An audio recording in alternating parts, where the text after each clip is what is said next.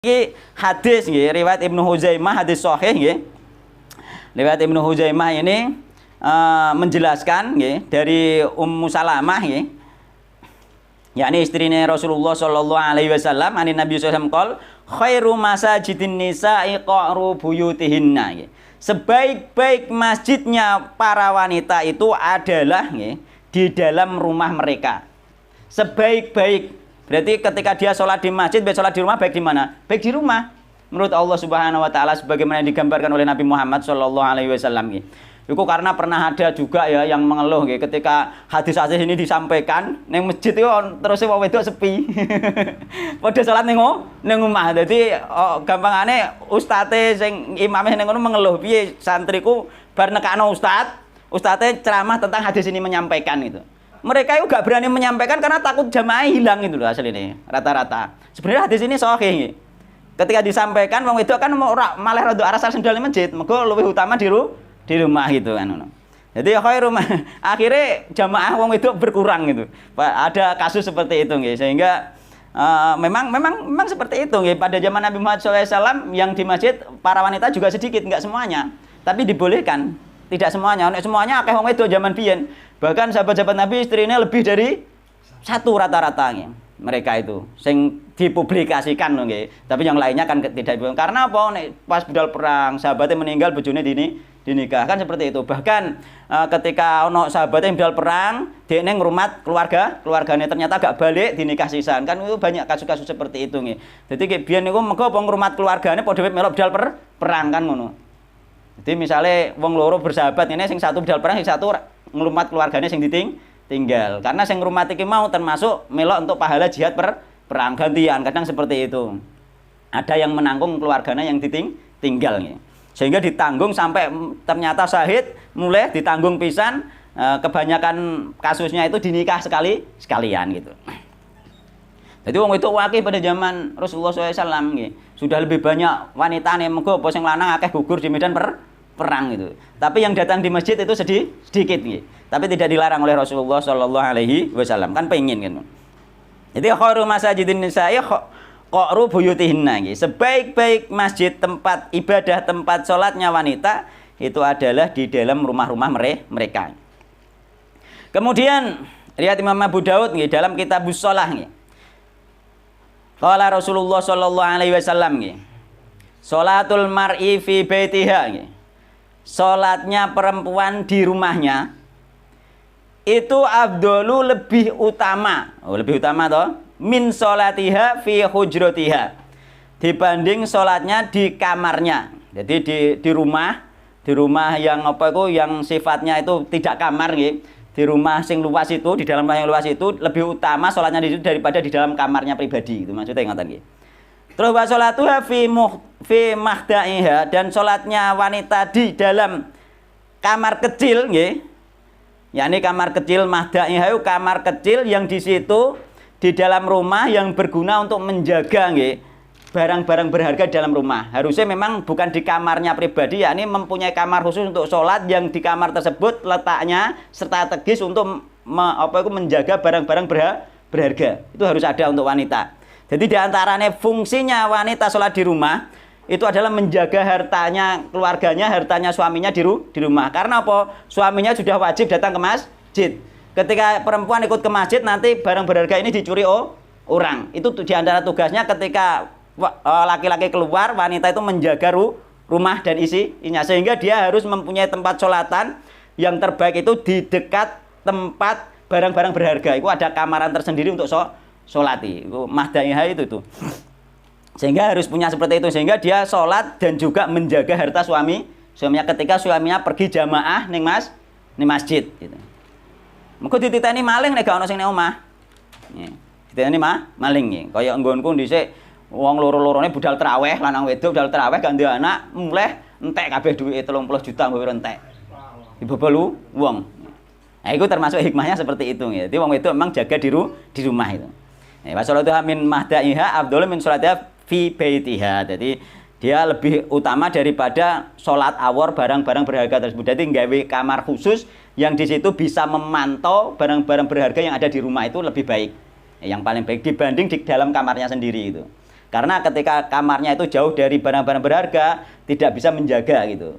Nah, tapi nek wis digawe ana tempat khusus, jadi tempat sholat khusus itu yang sekiranya bisa nek ana wong ning gone gudang, nek ana wong ning gone garasi iku krungu. Nah, iku tempat sing terbaik menurut Rasulullah Shallallahu alaihi wasallam. Memang fungsinya untuk menjaga barang berharga. Inilah yang jarang diketahui orang nggih.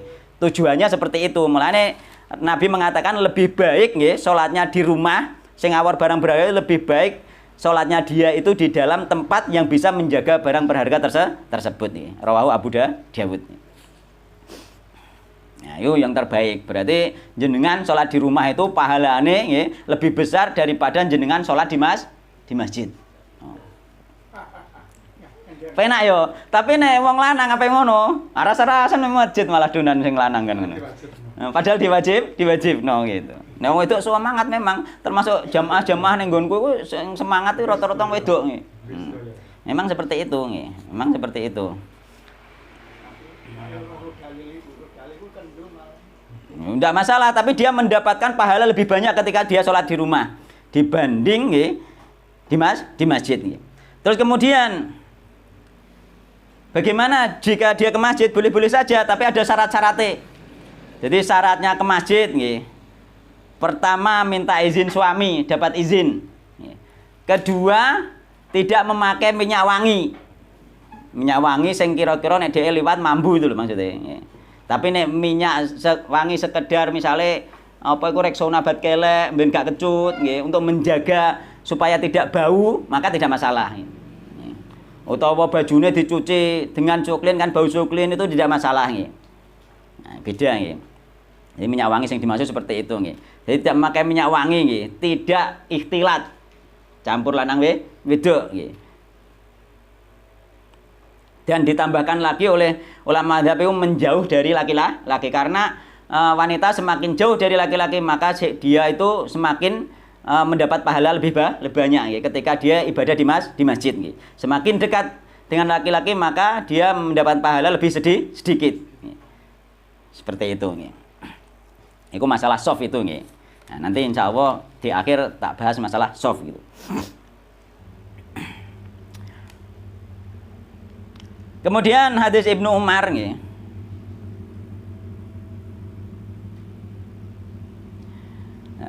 An Ibnu Umar radhiyallahu anhu anna Rasulullah sallallahu alaihi wasallam qala tamna'u ima Allah masajidallah nggih. La tamna'u janganlah kalian yakni para laki-laki nggih, para kepala keluarga nggih. La tamna'u janganlah kalian mencegah ima Allah hamba-hamba perempuan Allah masajidah nggih. Pergi ke masjid nggih. Masajidallah pergi ke masjid Allah. Tapi nek anake sampean perempuan, istrinya sampean perempuan, jelas perempuan nggih. Niku minta izin pergi ke masjid, tidak boleh dilarang, wajib diizinkan. Tidak boleh dilarang. Kenapa wajib? Sebagaimana Ibnu Umar menasihati anake, termasuk anake Bilal bin Abdullah bin Umar itu dinasihati.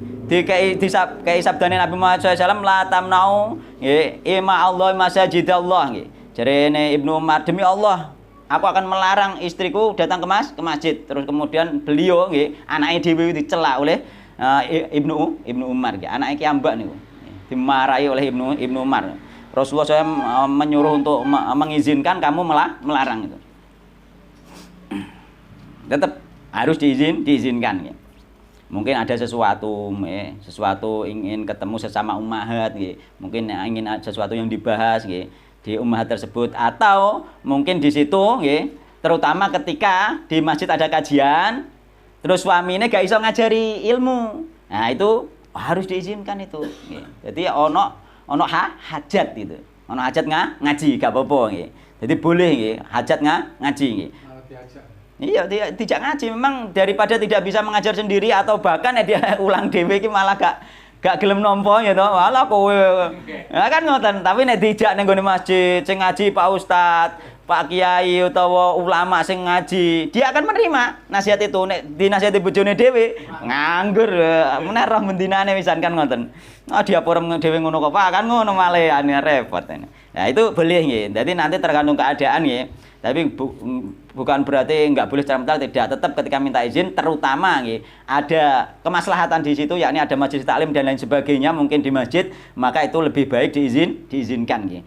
Kalau perlu memang diajak ya untuk tujuannya tolabul ilmi nggih. Tapi dengan syarat tadi yakni menutup aurat nggih, tidak memakai wewangian nggih. Karena di situ akan melewati orang laki-laki. Kecuali jika di majelis tersendiri nggih sesama wanita tersendiri diduga kuat tidak melewati seorang laki-laki, maka pakai minyak wangi nggak apa-apa. Sesama nggih, atau sesama keluarga sendiri nggih, sesama keluarga sendiri maka tidak apa-apa itu. Pakai minyak wangi itu. Yang tidak boleh boleh mari kok liwat wong lanang ku mambu minyak wangi ku sahabat lho. Ana wong wedok wis ruwapet cadaran lah. Nggih, padahal wonge tuwek elek misale, gak ketok kan? Pakai minyak wangi serbul mesti ngene wong lanang iku. Mambu sahabat itu pasti itu nek wong normal kan ngoten. Ya gak masalah itu, yang jelas menimbulkan fitnahnya itu nanti kan seperti itu. Mulane minyak wangi itu memang seperti dari penelitian juga memang minyak wangi itu itu mendatangkan sahabat lebih kuat itu. Mulane nek wong wedok iku nek nang omah iku dianjurkan pakai minyak wangi nggih. Suamine ben semakin sayang nggih. Terus berdandan yang menarik nggih. Tapi terbalik nggih. Terbalik ape budal ning pasar iki menor itu. Tapi nek omah gak tahu. Sakjane nek bar masak, bar apa, pekerjaan rumah sudah selesai, itu berdandan wong itu seharusnya kan seperti itu. Tapi nek wis selesai kabeh, tapi nek nyapu apa ya ndak kan ngono. Nah, tapi ketika selesai menunggu suaminya pulang itu berdandan. Tapi sak ngertiku iku nek metu ning njaba kabeh rata iku jenenge apa iku memang watak asal memang seperti itu gitu. Malah liwat mbak sudah motor saya gang 10 meter iki saya enek ambune. Lah iku yang dilarang Rasulullah yang seperti itu gitu. Yang seperti itu nggih. Yang dilarang. Gak usah pakai minyak wangi ketika mau keluar gitu. Ya nek Rexona yo harus. Nek ambune kecut e bojone kaya wah yes merek rasa-rasen itu. Jadi jangan melarang nggih. Ning riwayat liyane la tamna'u nisa'akumul masajida wa buyutahunna khairul lahunna. Riwayat Abu Daud tentang dalam bab majaa fi khurujin nisa'i ilal masjidi. Dadi ana bab ning gone Sunan Abu Daud iku majaa fi khurujin nisa'i ilal masjidi. Jadi wanita keluar ke masjid itu. Mulane la tamna'u, janganlah kalian para laki mencegah nisa'akum wanita-wanita kalian al masjida pergi ke masjid. Terus kemudian dilanjutkan oleh Nabi, ojo mbok cegah bojo manam wedok iku budal ning masjid. Tapi jadi Nabi wa buyutahunna khairul lahunna, dan rumah-rumah mereka itu lebih baik bagi mereka. Oh, ganjarannya luwih akeh ning omah isekan kan ngoten. Abu Daud. Terbalik bikinane ya wong lanang wajib budal dosa. Dengan tafsil perincian. Nah, kemudian nggih ada lagi nggih. An Abi Hurairah dalam riwayat Abu Daud lagi nggih, dan juga riwayat riwayat Abu Daud nggih. La tamna'u ima Allahi masajidallah nggih. Janganlah kalian mencegah nggih hamba-hamba perempuan Allah pergi ke masjid. Walakin tetapi liyahrujna, hendaklah mereka para wanita keluar nggih, wa hunna tafilat. Dan mereka itu dalam keadaan tidak pakai minyak wangi. Itu anjurannya Nabi memang seperti itu. Jangan pakai minyak wangi. Akeh kan wong pakai minyak wangi nek diliwati semerdul. Jadi minyak wangi ini wong wedok iku anjurannya Nabi itu yang warnanya kelihatan tapi baunya tidak menyengat gitu. Jadi baunya tidak menyengat, warnanya kelihatan. Nek corok ini misalnya Rexona dan sebagainya, tapi sudah menghilangkan bau tapi tidak bau wanginya tidak menyengat, tapi bau badan sudah hilang. Itu minyaknya perempuan. Adapun minyaknya laki-laki itu gak ada warnanya ya, tapi baunya menyengat ya. Justru wong lanang nek liwat baunya serbul itu tidak masalah. Itu wong lanang, bedanya di situ ya. Nek itu ndak boleh. Dan semua ulama fatwanya seperti itu nggih. Enggak ada ulama yang mensunahkan wanita pergi ke masjid. Sunnah saja tidak, hanya mubah, boleh. Nggih, jadi kula selama ngaji belum ketemu nggih, wanita sunnah pergi ke masjid itu belum ketemu. Yang ada itu mubah nggih. Mubah itu boleh. Tapi Ustaz fatal. Napa? Ustaz menganjurkan ke masjid kakak.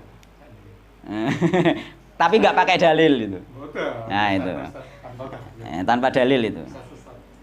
Nggih. Tanpa dalil itu. Kemudian nggih. Di antarane pernah juga pada zaman Nabi itu wanita pergi ke masjid itu mereka menutup kepala mereka, yakni pakai kerudung, yakni menutup aurat lah intinya seperti itu. Sehingga apa itu tidak kelihatan dan juga tidak terlihat oleh laki-laki. Bahkan di dalam bab-bab kitab Sunan dan juga kitab Bukhari itu disebutkan bab tentang keluarnya wanita ke masjid malam hari. Jadi yang ditekankan itu boleh keluar di malam hari, yakni maghrib, isya, subuh, sehingga samar wong lanang gak roh. Gitu. Zaman kibiyen kan gak ono listrik kok saiki ora ketok tenan. Nggih, dadi isya melok jamaah, berjamaah langsung mulai gitu. Bahkan carane ngeten dulu. Jadi ketika berjamaah bersama Rasulullah diam dulu, kemudian menunggu wanita-wanita itu buyar. Wanita buyar, lagi wong lanang buyar, sehingga gak papasan itu. Maka papasan terus apalagi ngobrol-ngobrol itu efeknya besar. Menimbulkan fitnah, apalagi bukan muhrim nggih. Menimbulkan fitnah nggih. Ning gone tetangga kula niku riyen nonton masjid. Ada iki contoh fitnahe nggih. Fitnahe besar iku. Ning kono ana imam rawatib sudah puluhan tahun menjadi imam rawatib. Istrinya sakit lama. Kemudian ada jamaah, padahal tempat jamaah itu sudah terpisah nggih. Ono satire gak ketok. Tapi nek buyar kan iso petuk, iso omong-omongan kan. Gitu. Akhirnya ternyata ada ono jamaah wedok nggih, suaminya juga sudah meninggal. Gitu. Wis tuwek itu. Umurnya mungkin sudah berapa ya? Ya sudah 60 tahunan lah. Lebih dari 50 tahun. Wis tuwek ya. Terus bareng ternyata setelah jamaah ternyata sering ketemu mereka. Sering ketemu. Nah, terus bareng lama orang mungkin nggak menghiraukan, ternyata mereka akhirnya berbuat selingkuh di dalam masjid, di tingkat masjid itu. Iya, itu sampai akhirnya konangan ya, sing ngunangi sapa? Sing ngunangi keluarganya sendiri. Keluarganya diri bareng keluarganya awake langsung ugil. Langsung mulai wong-wong dikandani langsung diparani digerebek kok. Langsung imam masjid ini akhirnya apa? Dipecat dari imam masjid dan bahkan anak-anaknya yang mau muadzin terus semuanya nggak adzan.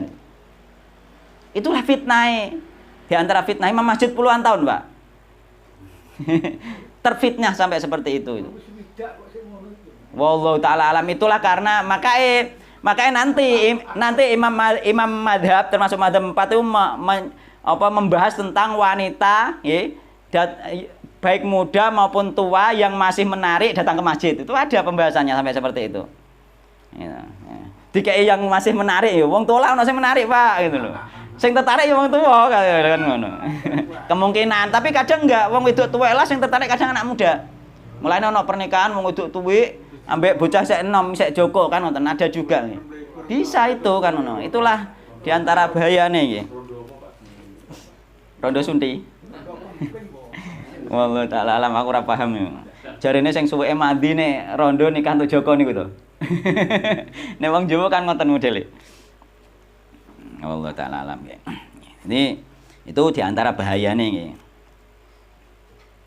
Makanya kita harus hati-hati nggih. Kemungkinan itu banyak terjadi nggih. Sing tak critakno mau digawe pelajaran nggih. Mulane hati-hati nek gak ono bener-bener ada kebutuhan, ada hajat itu berdialog atau ngobrol ya, dengan wanita yang lain itu dihindari. Nek gak ono hajat, nek ono hajat gak masalah, halal dan sah nggih. Kayak dagang, kayak ada keperluan apa itu nggak apa-apa. Tapi nek ngobrol-ngobrol nganggur itu hendaknya dihindari nggih.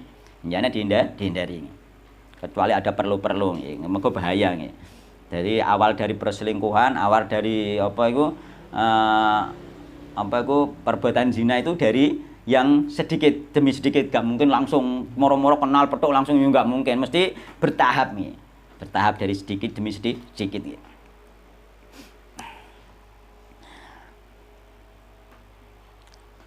Jadi nenggone hadis Ibunda Aisyah nggih, qalat beliau berkata, laqad kana Rasulullah sallallahu alaihi wasallam yusolli al-fajr fayashhadu ma'ahu nisa'un minal mu'minat mutalaffi'at fi murutihinna thumma yarji'na ila buyutihinna ma ya'rifuhunna ahadun.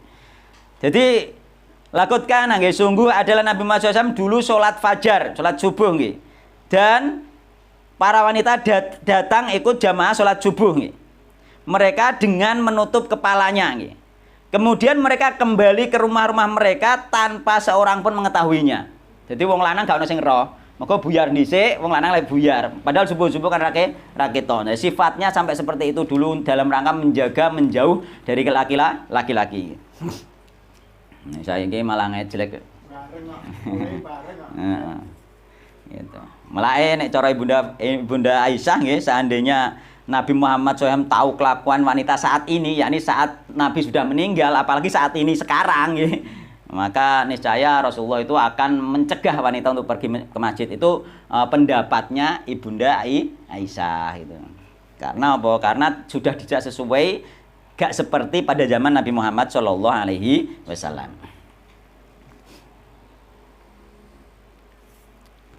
Jadi ning riwayat liyane iku idza sta'dzanakum nisaukum billaili ilal masjid nggih. Jika nggih istri kalian nggih meminta izin kepada kalian di malam hari ilal masjid untuk pergi ke masjid, fasta'dzanu lahunna, maka izinkanlah. Ada riwayat yang seperti itu nggih. Karena memang di dalam bab-bab itu adalah khurujun nisa apa itu ilal masjid billail pada malam hari karena lebih aman dari fitnah itu.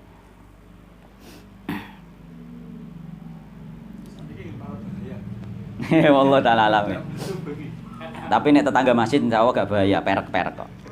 Insya Allah gak bahaya, tetap boleh-boleh saja. Kita tetap tidak boleh melarang. Karena apa? Karena syariat pada zaman Nabi membolehkan itu, di belakangnya apapun alasannya tidak boleh melarang. Karena Nabi dan Allah sudah tahu yang ke depan itu akan seperti apa, orang sudah tahu. Makanya tetap hukumnya mubah, boleh. Orang kok berarti itu hanya pemikirannya Ibunda Aisyah. Ya ini seandainya Nabi tahu pasti dilarang itu. Seandainya saja masih seandainya tidak dipakai, bisa dipakai hukum. Karena apa? Dipakai dalil oleh Bilal, yakni Bilal bin Abdullah bin Umar itu dimarahi oleh Abdullah bin Umar. Dimarahi sean, gak oleh, tetap harus dibolehkan. Meskipun keadaannya seperti ini, itu menurut Abdullah bin Umar tetap boleh. Asal iku mau minta izin suami, tidak memakai minyak wangi, tidak ikhtilat. Terus kemudian nih, hadisnya tidak boleh pakai minyak wangi lagi, yakni dari Abu Hurairah nggih, ayyumam ra'atin asobat bakhuron fala tajhad ma'anal isya al akhirah nggih. Barang siapa yang mengenai dia itu bukhur, yakni wewangian, fala tajhad ma'ana al isya. Janganlah dia itu nggih datang bersama kami dalam sholat isya. Gak oleh melok sholat isya. Terus Nabi Muhammad SAW ini khusus ning isya, tapi ada hadis umum, yakni riwayat Imam Muslim lagi, idza syahidat ahada kunnal masjidah fala tamassatiban. Nah, ketika salah seorang di antara kalian para wanita hendak hadir ke masjid, maka janganlah menyentuh minyak wangi, yakni gak boleh pakai minyak wangi gitu.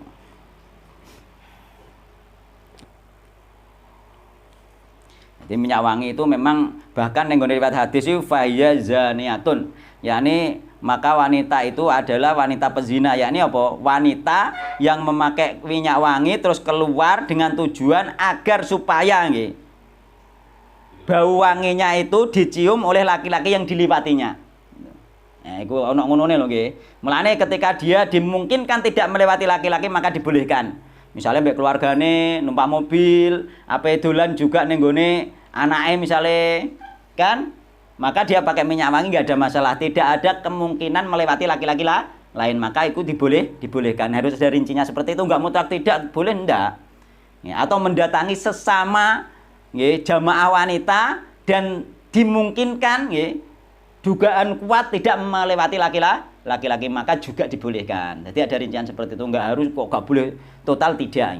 Ada rincian nggih. Semuanya tafsil, ada tafsil. Ora kok angger ambune wangi terus angger bojone apa nganggo wangi ojo haram. Enggak, lihat-lihat mau kemana dia itu kan. Terus lewatnya mana? Apakah pakai mobil mbek sampean terus tok omahe anake? Ndak ada masalah itu. Ndak ada masalah gitu. Karena neng hadise iku apa iku di situ famarrot ala qaumin. Kemudian dia melewati satu kaum yakni wong lanang nggih. Terus liyajidu min rihiha agar supaya baunya dicium oleh laki-laki tersebut. Maka yang inilah yang dinamakan fahya zaniatun. Inilah yang dinamakan wanita pezina sengaja gitu. Sengaja wangi-wangi terus ngliwati wong srepet gitu kan ngono. Lah itu yang dilarang. Tapi kalau tidak seperti itu masih dibolehkan gitu. Ada rincian gitu. Terus bagaimana pendapat Imam Madzhab? Imam Madzhab termasuk Imam Madzhab apa itu Madzhab Hanafi, terus kemudian Madzhab Maliki, Imam Malik, terus kemudian Madzhab Syafi'i, terus kemudian Madzhab Ahmad bin Hambal. Mayoritas mereka itu apa itu mengatakan mubah sama sebagaimana di hadis, jadi boleh. Dan juga mengatakan makruh bagi wanita muda ataupun wanita tua yang masih menarik gitu. Masih menarik sahabat, maka itu dihukum makruh oleh para imam madzhab nggih. Secara umum mereka memakruhkan, malah makruh gak sida mubah, malah nek wonge ayu nggih. Sekiranya menarik sahabat maka dikatakan makruh oleh ini ulama madzhab lho nggih. Nah, nggih wis bener niku nek wong itu.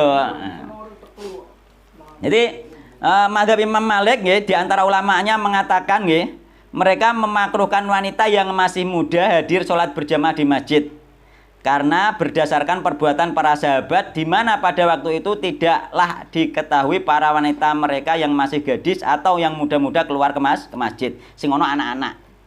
Anak-anak wanita ada, tapi gadis-gadisnya itu enggak ada riwayat meriwayatkan bahwa gadis-gadis anak-anak remaja datang ke masjid. Yang ada adalah ummahat, ibu-ibu.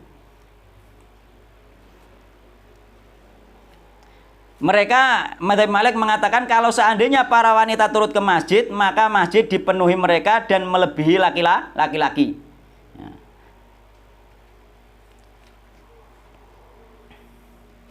Adapun hadis Ibnu Umar, janganlah kalian larang wanita-wanita kalian ke masjid dan rumah mereka lebih baik bagi mereka. Maksudnya adalah keluarnya mereka menuju masjid boleh, namun meninggalkan perbuatan tersebut lebih disukai. Jadi pendapatnya Madzhab Imam Malik secara umum. Terus kemudian pendapat Imam Syafi'i dalam Madzhab Imam Syafi'i, yakni Imam Al-Mawardi berkata, minas sunnati lahunna as-sholatu fi buyutihinna dunal masajid. Jadi termasuk bagian dari sunnah bagi perempuan adalah sholat di rumah-rumah mereka. Bahkan sing sunnah sholat di rumah dunal masajid, bukan di masjid-masjid. Jadi sampean omah malah oleh ganjaran akeh malah penak. Sing wong lanange pengen nang omah. Kapiye tapi nek kula nggih seneng teng masjid. Nggih secara umum masyarakat sing tandha nggih, secara umum masyarakat niku lho nggih. Nek kula nggih seneng teng masjid.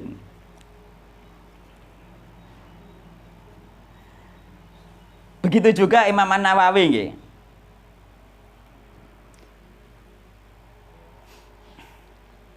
Imam Nawawi juga mengatakan apa itu lebih afdol di rumah gitu.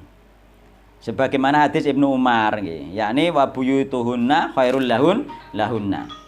Kemudian Imam Nawawi melanjutkan gitu, faida aradatil mar'atu hudurul masajidi marijali fa in kanat sabatan aw kabiratan tustaha kurihalahal huduru wa in kanat ajuzan la tustaha lam yukrah. Iki pendapatnya Imam An-Nawawi.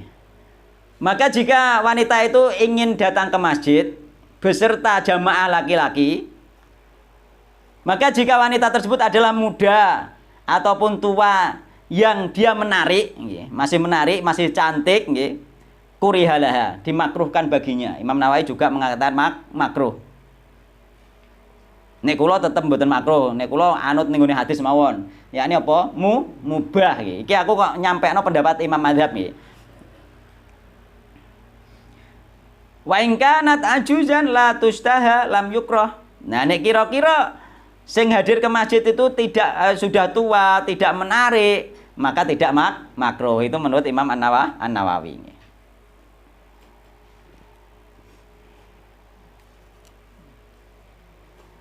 Sama nggih, pendapatnya hampir sama semuanya nggih, termasuk mazhab Hambali juga. Mazhab Hambali itu mah jarang disampaikan nggih. Mazhab Hambali di antarane mereka Al-Buti menjelaskan diperbolehkan bagi para wanita ikut salat berjamaah bersama kaum laki-laki selama mereka tidak mengenakan wewangian dan izin suami. Terus wa yukrahu huduruha ay jama'atar rijal li hasna'a syabatin aw ghairiha. Li'annaha mudinnatal iftitan wa yubahul hudur li ghairiha ay ghairil hasna tafilatan ghairu mutatayyibatin bi idzni zaujiha wa baituha khairul laha saya ngono. Jadi dimakruhkan nggih hadir ke masjid para wanita untuk berjamaah bersama kaum laki-laki, yakni enggak masjid khusus. Beda nih masjid khusus ono masjid khusus wanita, beda nanti nggih. Bagi wanita yang cantik nggih, muda ataupun tua. Karena sesungguhnya wanita cantik yang muda tua tersebut adalah mendatangkan fitnah.